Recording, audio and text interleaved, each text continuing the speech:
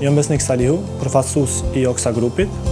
Oksa Grupi në nëndegët e saj ka edhe të fikshankën, divanin, dekon, tedesin, astelin, sofën dhe nën kompani të tjera. Ne si kompani jemi të specializuar në të gjitha produktet e një shtëpie në industrinë e drurit.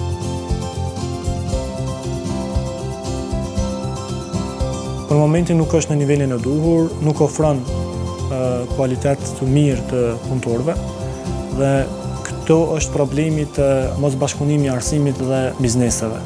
Po të ishte një koordinim më i mirë i arsimit edhe i bizneseve, do të arrinte një nivel më të mirë edhe më të kënaqshëm për të dy anët.